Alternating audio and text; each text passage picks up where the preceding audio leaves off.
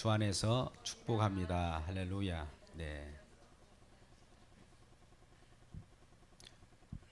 더 크게 인사할까요? 가정의 달이니까 가정이 안녕하십니까? 인사하겠습니다. 가정이 안녕하십니까? 시작.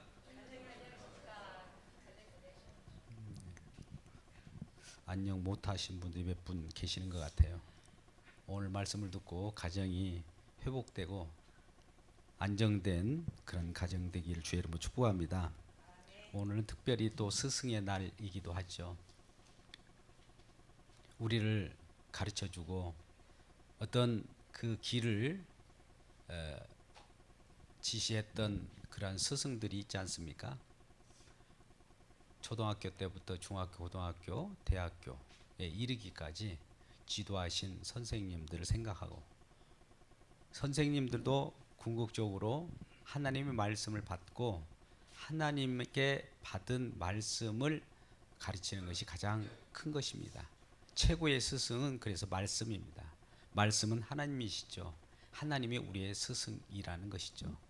그 휘하에서 우리 모두가 하나님 말씀으로 하나님 말씀을 묵상하고 또 하나님 말씀대로 자녀들을 가르치고 학생들을 권면할 때 그들은 하나님의 말씀이기에 하나님께서 그들을 자라게 하시고 성장시켜 주시고 교육시켜 주십니다.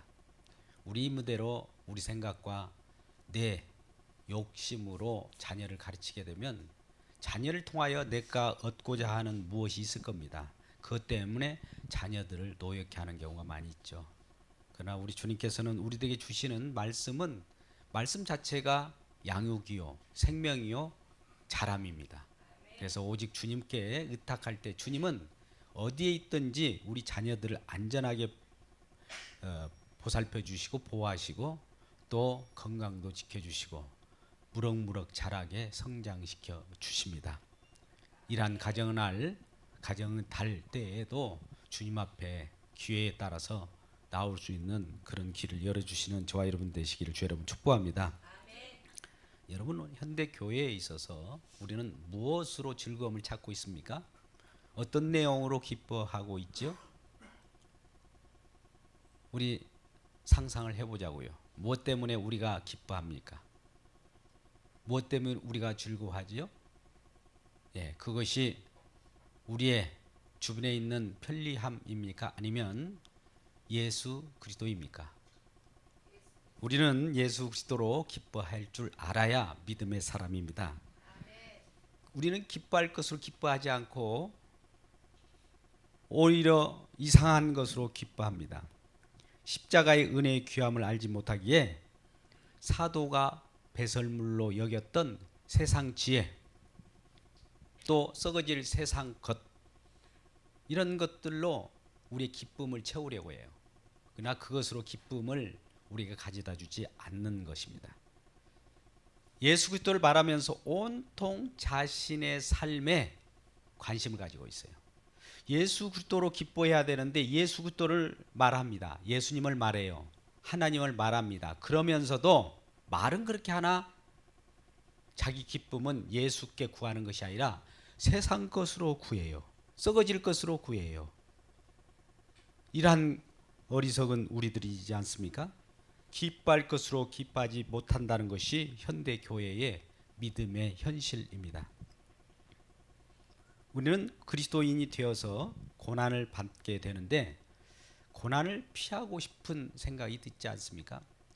누가 고난을 좋아하겠습니까?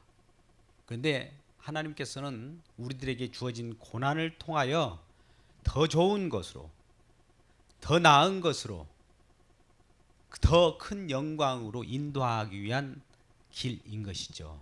근데 그것은 우리는 무서워서 그 고난을 피하려고만 하고 또 고난을 받으려고 하지 않습니다. 근데 오늘 사도 바울은 믿음의 자녀인 디모데에게 이렇게 말씀합니다. 3절 너는 그리스도 예수의 좋은 병사로 나와 함께 고난을 받으라. 이런 말씀을 할 때 싫어 나는 그럴 수 없어 우리가 이렇게 통상 생각하게 되죠. 그런데 고난을 주신 것은 우리가 고난을 좋아하기 때문에 우리에게 고난을 던겨준 것이 아니라 자신의 꿈꾸는 편안함을 추구하는 우리 삶으로 우리가 가지 않기 위하여, 진정한 예수 그리스도로 만족하기 위하여 예수 그리스도로 가게, 예수 그리스도를 바라보게 하는 방편이 고난입니다.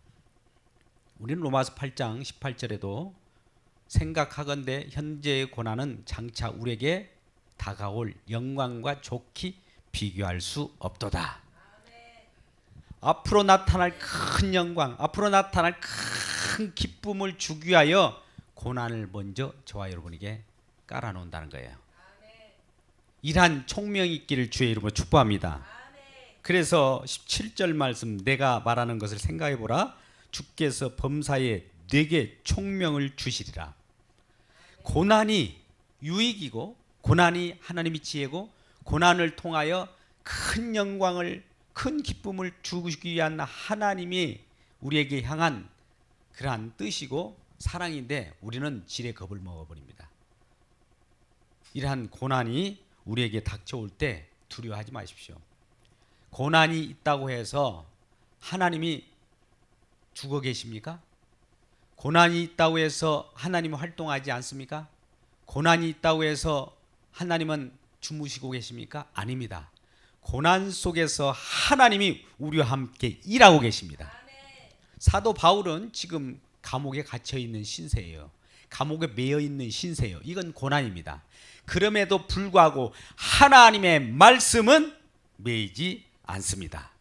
9절 말씀을 같이 읽겠습니다. 9절 말씀 여러분 같이 읽겠습니다. 시작. 복음으로 말미암아 내가 죄인과 같이 매이는 데까지 고난을 받았으나 하나님의 말씀은 매이지 아니하니라. 예, 할렐루야. 하나님은 우리와 함께 계셔요. 하나님은 말씀으로 오셨어요. 말씀으로 오신 그분이 예수님이셔요. 예수님은 우리와 영으로 함께 계십니다.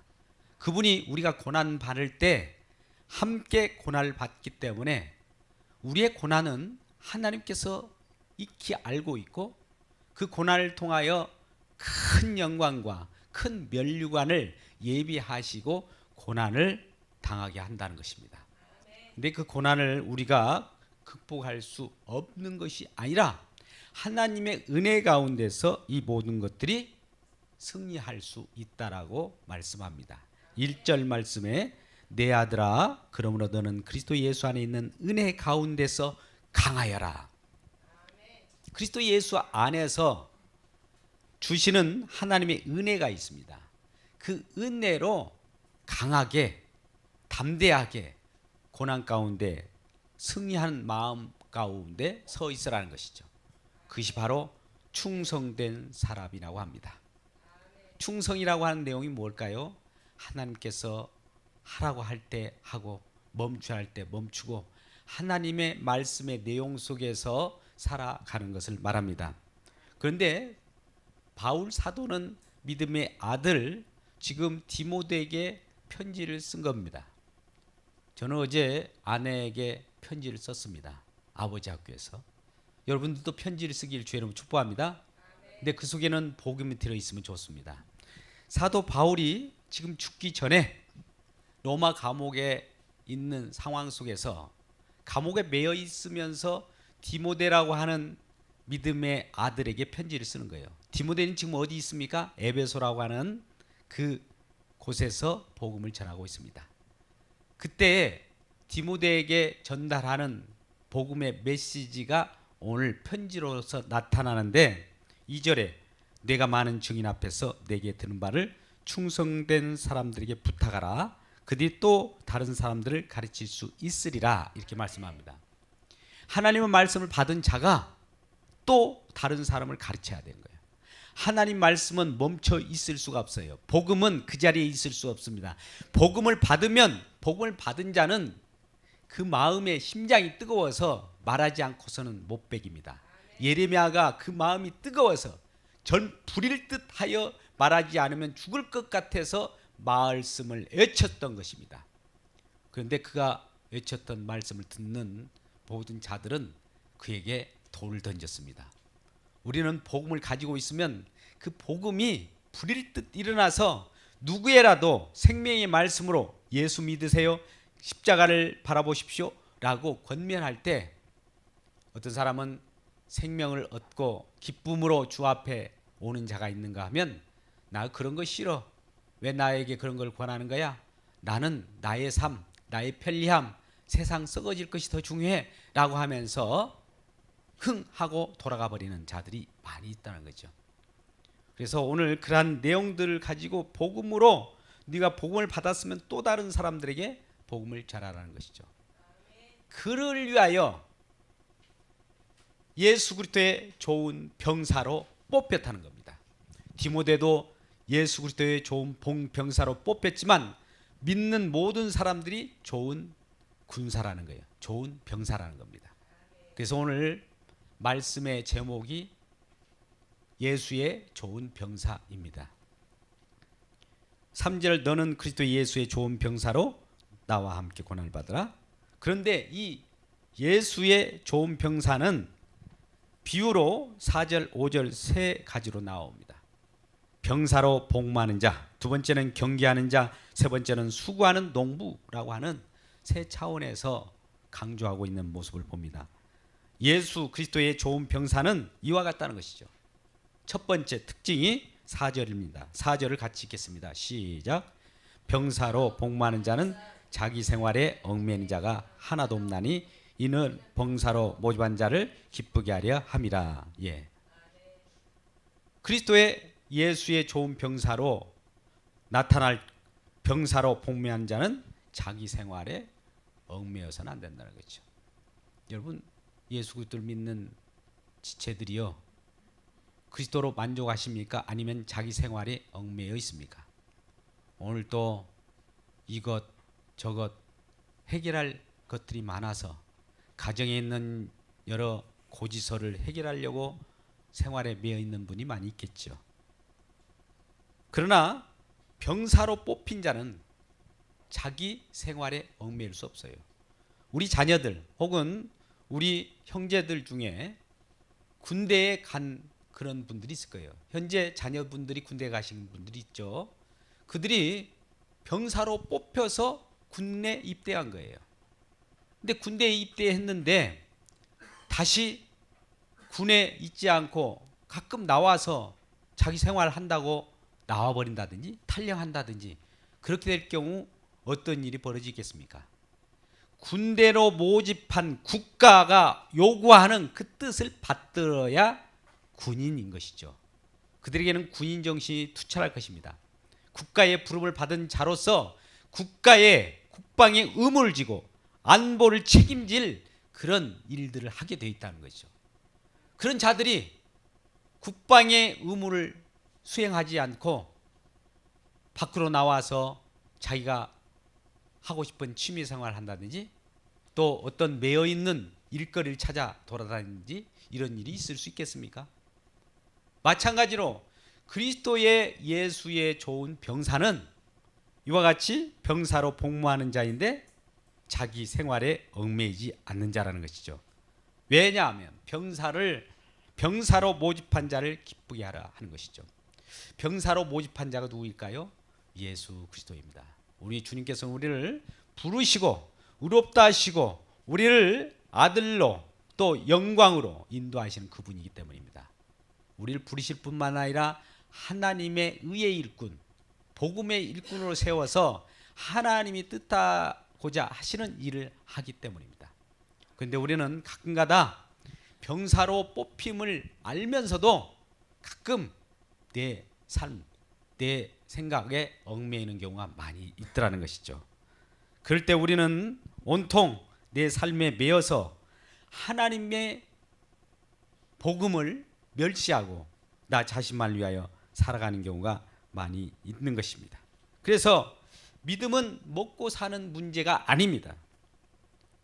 날 위한 복음이지만 날 위한 복음일 뿐만 아니라 복음을 받은 자로서 또 다른 사람을 위한 복음이라는 것이죠. 그래서 우리는 많은 증인 앞에서 내게 드는 바를 충성된 사람들에게 또 부탁하고 또 가르쳐야 되는 거예요.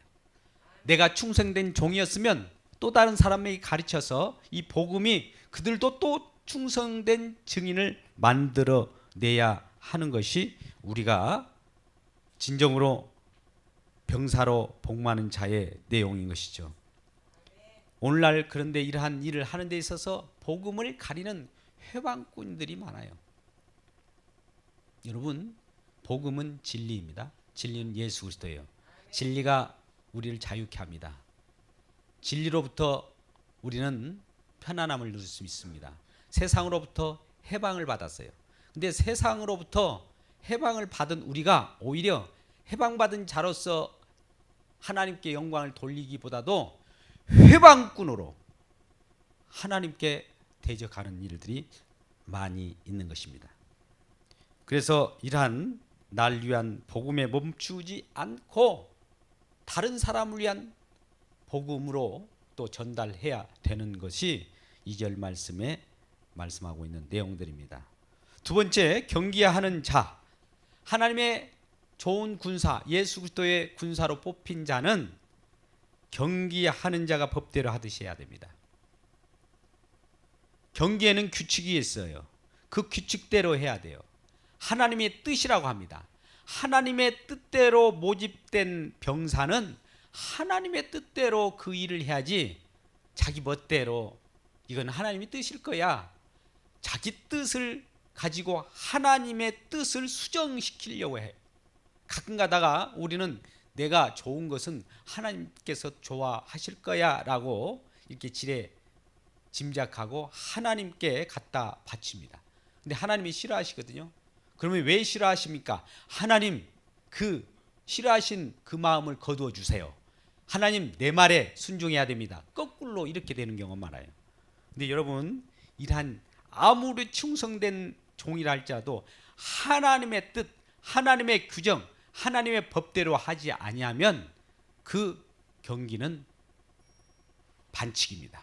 그래서 우리는 너무나 잘 아는 말씀이 있어요. 마태복음 7장 21절 말씀. 굉장히 중요한 말씀이고 우리가 하나님 뜻대로 하지 않으면 이런 것에 걸리게 됩니다. 같이 읽겠습니다.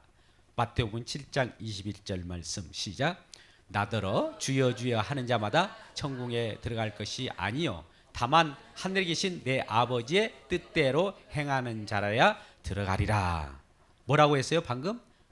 하나님 아버지의 뜻대로 경주를 해야 되고 뜻대로 행해야 됩니다. 그 내용이 22절 같이 읽겠습니다. 시작. 그날에 많은 사람이 나더러 이르되 주여 주여 우리가 주의 이름으로 선지자 노릇하며 주의 이름으로 귀신을 쫓아내며 주의 이름으로 많은 권능을 행하지 아니하였나이까. 예, 주의 이름으로 한다고 하면서 선지자 노릇도 하고 귀신도 쫓아내고 권능을 행했는데 이 권능이 하나님의 뜻대로 하지 않아서 문제가 되어버린 것이죠. 23절을 이어서 읽겠습니다. 시작. 그때에 내가 그들에게 밝히 말하니 내가 너희를 도무지 알지 못하나 불법을 행하는 자들아 내게서 떠나가라. 하나님의 뜻대로 하지 않는 것은 다 불법이에요. 하나님의 마음을 담아서 행하지 않는 것은 불법입니다. 자기 이무대로 자기 좋다고 하나님께 관철시키려고 하는 모든 것은 불법이에요. 그 속에는 어떤 권능이 일어나고 기적이 일어나고 귀신이 쫓겨나는 일이 있다 할지라도 그것은 불법이라는 겁니다. 불법인지 모르고 우리는 기적을 짜다 쫓아가서는 안 됩니다. 기적 그 자체가 우리의 하나님께서 우리에게 주시는 은혜가 아닙니다. 하나님의 뜻대로 하는 근심, 하나님의 뜻대로 하는 은혜, 그리스도 예수 안에 있는 은혜 가운데서 강하여라 이렇게 말씀하시는 거예요. 그리스도 예수 안에서 강하여야지 믿음 안에서 얘기해야지 믿음과 관계없이 귀신 쫓아내는 데 무슨 소용이 있습니까? 유대인들은 이와 같이 기적을 쫓았던 무리들이지 않습니까? 헬라인들은 인간의 지혜를 쫓았던 철학을 쫓았던 그들 아닙니까? 그러나 우리는 오직 진정한 지혜인 예수 그리스도를 쫓으니 예수 그리스도를 쫓아가는 저와 여러분 되시기를 주님의 이름으로 축복합니다. 세 번째는 수고하는 농부라는 표현을 합니다. 여러분, 수고하는 농부는 뭘 기대하고 씨를 뿌리죠? 예? 농부가 가을 수확이죠. 열매죠. 열매를 바라보면서 수고를 하게 돼요. 열매가 없는데 수고하는 자 있습니까? 나중에 열매가 없는데도 불구하고 수고 열심히 밭을 갈고 씨를 뿌리는 자 있다. 이런 자가 있을 수 있겠습니까? 이런 자는 정말 어리석은 자죠. 그래서 농부와 같이 수고하는 자인데 열매를 나중에 받을 겁니다. 이들에게는 먼저 수고한 대가대로 하나님께서 면류관을 주시는 것이죠. 그들에게 왕노릇할 수 있는 그런 일들이 벌어지는 것이죠. 수고하고 또 김을 메고 뜨거운 띠약볕에서도 물을 주고 그 열매를 소망하면서 기다리는 것 아니겠습니까? 기다리려면 어떻게 해야 돼요? 참으면서 기다려야 되겠죠. 자, 10절 말씀 같이 읽겠습니다. 시작. 그러므로 내가 택한 받은 자들을 위하여 모든 것을 참음은 그도 그리스도 예수 안에 있는 구원을 영원한 영광과 함께 받게 하려 함이라. 예, 예수 믿게 해서 열매를 걷는 것은 그 구원받은 자가 영광을 받는 열매를 얻는 거예요. 그래서 씨를 뿌리고 복음을 증거했으면 기다려야 돼요.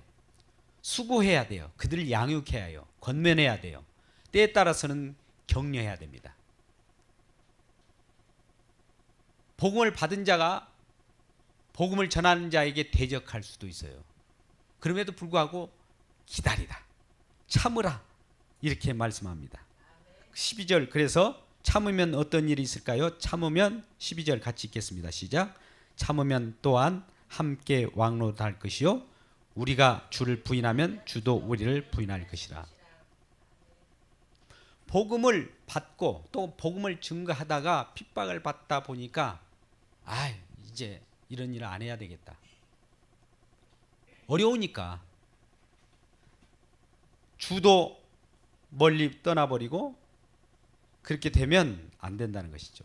참고 있으면 함께 왕노릇할 것 정도로 큰 영광이 우리에게 주어지는 그런 혜택을 우리 주님께서 우리에게 말씀하고 있는 것입니다. 여러분, 좋은 병사가 누구입니까? 좋은 병사는 바와 같이 세 가지로 병사로 복무하는 그 생활 속에서 자기 생활이 없는 자이고, 경기하는 자가 법대로 경기를 해야 되고, 세 번째로 농부처럼 수고를 해야 됩니다. 열매를 바라보고. 그런데 이런 일을 할 때에 우리는 여러 가지 시험을 당하고 어려움을 겪을 수가 있어요. 병사라 하면 사도 바울이 흔히 쓰는 에베소서 6장 11절 13절에서 하나님의 전신갑주를 취하라, 전신갑주를 입으라라고 하는 말씀이 있어요. 진리의 허리띠를 띠고 의의 흉배를 붙이고 평안의 보배음에 예비한 것으로 신을 신고 믿음의 방패와 구원의 투구 성령의 검을 가지라, 이런 말씀을 합니다. 이러한 모든 내용을 가지고 병사로서 쓸 수 있는 그 하나님의 전신갑주를 우리 주님께서 붙여주십니다. 그것이 바로 그리스도 예수 안에 있는 은혜예요. 그 은혜가 원동력이 되어서 병사로서 담대히 나갈 수 있는 것이죠. 그게 바로 7절, 8절, 9절, 13절까지의 내용입니다. 자, 그 8절 말씀을 보면 이러한 좋은 병사로서 나갈 수 있는 원동력 내지 하나님의 우리 안에 주시는 은혜는 8절 말씀과 같이 부활입니다. 지금도 하나님께서는 부활하신 그 주님이 부활의 영을 우리 가운데 보내셔서 살아 역사하시고 창조하시고 일을 하고 계신 분이에요. 예수 그리스도는 이 땅에 오셔서 십자가를 지심으로 죽으셨죠. 3일 만에 부활하셨습니다. 그리고 승천하셨어요. 승천하신 다음에 성령 하나님을 보내주셨어요. 성령 안에서 예수 그리스도께서 일하십니다. 부활하셨다라고 하는 것은 그는 죽음에 머물러 있지 않고 또 항상 말씀으로 일하시는 분이라는 거예요. 이 시간도 우리 주님께서 저와 여러분과 함께 계셔서 일하고 계심을 믿으라는 거예요. 지금도 나와 함께 계셔서 병사로서 어떤 일을 수행할 때 같이 일하고 계시니까 염려하지 말라는 겁니다. 두 번째 9절 말씀 보겠습니다. 9절에 나는 매었으되 하나님 말씀은 매이지 않았다. 사도 바울은 감옥에 있으니까 육체적으로 지금 매여 있는 상황이에요. 그러나 그러한 속에서 우리는 매여 있다 할지라도, 고난을 받는다 할지라도 하나님은 말씀은 지금 매이지 않고 움직이고 있어요. 살았고 운동력이 있어요. 말씀은 생명 그 자체예요. 움직임입니다. 말씀은 가만히 죽어 있는 것이 아니라 일하시는 것이 주의 이름이라고 하는 것이죠. 우리가 주의 이름 높이세라고 하는 것은 지금 말씀하시고 일하고 계신 주의 영광을 드러내는 것이 주의 이름입니다. 말씀은 지금도 움직여요. 우리와 저와 여러분이 고난 가운데 있을 때 하나님 어디 계셨어요? 고난 가운데 내가 이렇게 어렵고 환난 가운데 있을 때 주님은 어디 계셨습니까? 라고 할지라도 주님이 계셨다면 우리에게 환난이 닥치지 않을 거 아닙니까? 라고 우리는 하나님께 항변할다 할지라도 하나님은 야 이놈아 그 고난 가운데 그 환난 가운데 나도 있었단다. 그게 바로 하나님 말씀이 매이지 않는 것입니다. 하나님의 말씀은 이 세상 어디 곳에나 풍만하게 계셔요. 그래서 전능하신 하나님입니다. 이곳에서 예배드리지만 이곳에서 하나님 말씀이 선포되지만 지금 이 시간에 지구촌 곳곳에서 말씀이 흥황하게 지금 전해지고 있을 것입니다. 그럴 때 하나님께서는 그쪽에서도 일하시고 여기서도 일하시고 다른 곳에서도 일하시고 우주 전체적으로 일하고 계신다는 말입니다. 매이지 않는 하나님의 말씀이라는 것이죠. 또 주 예수 안에 있는 은혜, 좋은 병사로서 원동력은 12절입니다. 아까 말씀한 대로 함께 왕노릇할 날이 오기 때문입니다. 우리 주님께서는 우리에게 수고하고 땀을 흘리면 그 수고한 대가에 대한 보답이란 차원보다도 미리 하나님께서 은혜 주시기로 마련해 놓고 나서 그 일을 하게 합니다. 우리는 우리 인간의 사회에서는 우리가 일을 해봐야 그 얻어진 수확을 알겠지만 하나님 나라는 달라요. 미리 예비해 놓고 나서 우리들로 하여금 일을 하게 합니다. 상을 미리 만들어 놓고 우리에게 주어질 어떤 큰 영광을 미리 준비해 놓으시고 일을 시키셔요. 그러고 나서 끝나면 그 영광을 우리에게 던져주는 것이죠. 그게 바로 함께 왕노릇할 것이라는 것이죠. 뿐만 아니라 좋은 병사로서 담대히 나갈 수 있는 원동력이 무엇인가 봤더니 13절입니다. 우리는 미쁨이 없을지라도 주는 항상 미쁘시다는 거죠. 여러분 미쁘다는 말이 뭡니까? 미쁘다는 것은 믿었다, 신실하다, 믿음직스럽다. 뭐 하나님을 믿음직스럽다라고 표현하기는 뭐합니다만 믿음 그 자체죠. 신실하신 분이에요. 약속하시면 어기지 않는 분이에요. 우리는 하나님을 전능하신 하나님이라고 하잖아요. 무엇에 전능하실까? 예, 약속에 전능하십니다. 말씀하신 것은 꼭 이루어내고 맙니다. 지금 역사상 성경 말씀은 그대로 이루어져 왔고 이루어지고 있고 이루어져 갑니다.